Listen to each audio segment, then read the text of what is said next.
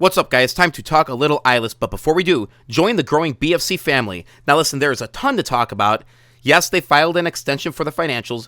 Disappointing, but the fact is, we will get them soon. Last time they filed for an extension, they didn't even take advantage of the whole extension, but we will get them and we will go from there. So moving on, I watched JP Backwell's video update a couple times now, looking for those breadcrumbs, but the truth is that everything is in plain sight here. They have been straightforward about their plans. So today I want to play one part in particular that I believe really needs to be hammered home.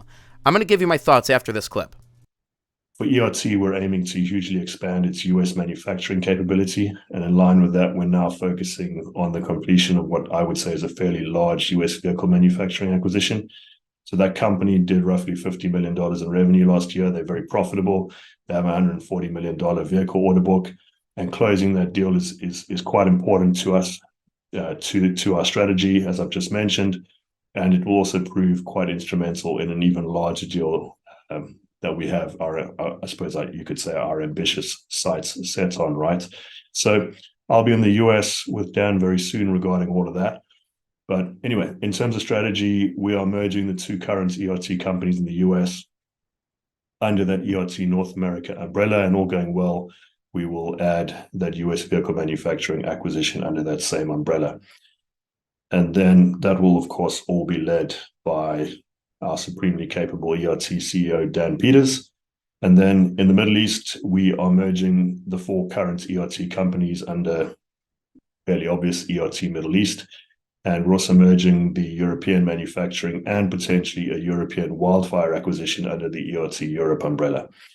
So that's the strategy we are currently busy with. And we are also consolidating all manufacturing outside the US to Serbia.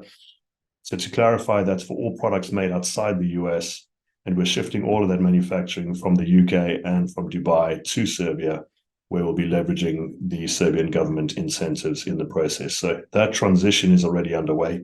And as mentioned in the press release, the driving force behind that is really to increase operational efficiency and to reduce manufacturing costs. So we are acutely aware that as Ilus grows, we need to reduce complexity and also develop each subsidiary so that each has its own management team capable of implementing the Ilus strategy. So that is what we are doing in ERT. And as mentioned, we expect that ERT could uplist in an impressive time frame after QIND. And I believe that certainly makes the next few months quite exciting for ERT. ERT is, by the way, bidding on some large contracts in Europe and the Middle East, especially in Saudi Arabia, which is booming, by the way, and has been for some time. I think it will certainly continue to boom for a while to come. There's some huge projects going on there. One of the projects I'm involved in, for example, with the team is over $20 million contract value just in the first phase for us alone. Again, if we're successful, and we're certainly well positioned in terms of that opportunity, but it's very, very clear that we need to have large-scale manufacturing capability if we're truly going to corner those larger opportunities or more of those larger opportunities without outsourcing parts of the manufacturing capability to our partners.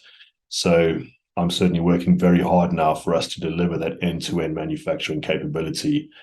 And we're working on doing that not only through acquisitions, but also that regional strategy that I've mentioned. And of course, Serbia then plays a very important role in terms of that large-scale end-to-end manufacturing capability. Okay, this is huge, and it looks as if they're comfortable enough with the progress of QIND where they're allocating their time, resources, and energy into this near $50 million revenue acquisition, which would really put Ilus on the map.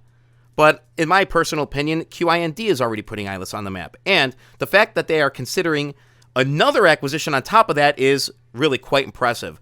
Everything they're doing is strategic. The Ilus conglomerate is going to be huge. Now, that's my opinion. That's not financial advice. Those are my thoughts. But I firmly believe time will prove me right on this. If you think I'm biased here, well, okay, I am a little bit. I really love this company. I've been investing for more than 2 years, and I am rooting for their success 100%. You know, and as time rolls on, you will see Ilus consolidate financials of the hundreds of millions, and they will in coming years inch closer and closer to be that billion-dollar conglomerate they're setting out to be. But it's going to take time. The negotiation process of acquisitions is tedious, and don't forget what JP has said multiple times, even on this channel. They're often working on 12 to 15 potential acquisition targets at a time, and many don't make the cut. They don't communicate every single potential acquisition with us. Many don't pass management's DD. So I could just imagine what they have planned, and they must feel extremely comfortable about the ERT deal, as it's building up, because they're mentioning it really confidently. The whole kicker in all of this is that, ERT is just one leg of the spider, as I like to say. So, this is my opinion. This is not financial advice. I'm in this one long, and I hope to connect at some point with JP and have him back on the BFC. Tell me what you think down below. I like to read your thoughts. Let's light up that comment section. That's all I got for today. Remember, there is more that binds us than breaks us, you guys. Have a wonderful day. Peace.